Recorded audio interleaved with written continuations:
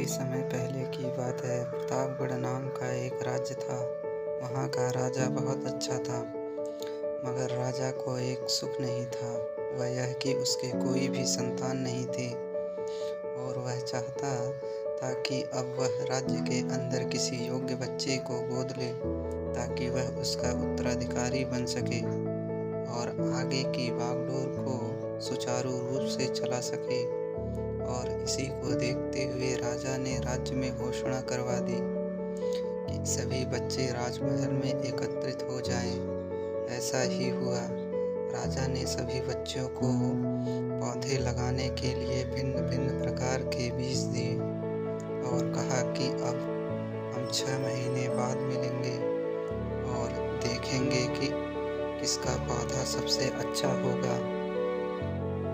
महीना बीत जाने के बाद भी एक बच्चा ऐसा था जिसके गमले में वह बीज अभी तक नहीं फूटा था, लेकिन वह रोज उसकी देखभाल करता था और रोज पौधे को पानी देता था। देखते ही देखते 3 महीने बीत गए। बच्चा परेशान हो गया। तभी उसकी माँ ने कहा कि बेटा धैर्य रखो, कुछ बीजों को फलने में ज़्यादा वक्त लगता है। और वह पौधे को सींचता रहा। 6 महीने हो गए। राजा के पास जाने का समय आ चुका था, लेकिन वह डरा हुआ था कि सभी बच्चों के गमले में तो पौधे होंगे और उसका गमला खाली होगा।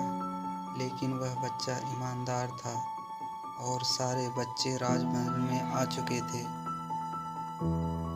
कुछ बच्चे जोश से भरे हुए थे, क्योंकि उनके अंदर राज्य का उत्तराधिकारी बनने की प्रबल लालसा थी। अब राजा ने आदेश दिया।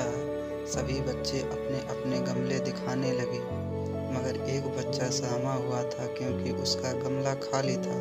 तभी राजा की नज़र उस गमले पर गई। उसने पूछा, तुम्हारा गमला तो खाली है। तो उसने कहा, लेकिन मैंने इस गमले की 6 महीने तक देखभाल की है। राजा उसकी ईमानदारी से खुश था कि उसका गमला खाली है, फिर भी वह हिम्मत करके यहाँ आ तो गया। सभी बच्चों के गमले देखने के बाद राजा ने उस बच्चे को सभी के सामने बुलाया। बच्चा सहम गया और राजा ने वह गमला सभी को दिखाया। सभी बच्चे जोर से हंसने लगे। राजा ने कहा, शांत हो जाइए, इतने खुश मत होइए। आप सभी के पास जो पौधे हैं वो सब बंजर है।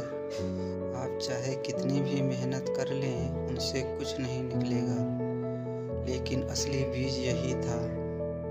राजा उसकी ईमानदारी से बेहद खुश हुआ और उस बच्चे को राज्य का उत्तराधिकारी बना दिया गया। लेकिन हमें इस कहानी से क्या सीखने को मिला? मेरे हिसाब से अपने अंदर ईमानदारी का होना बहुत ज़रूरी है। अपने जीवन में ईमानदार रहें और खुश रहें। धन्यवाद।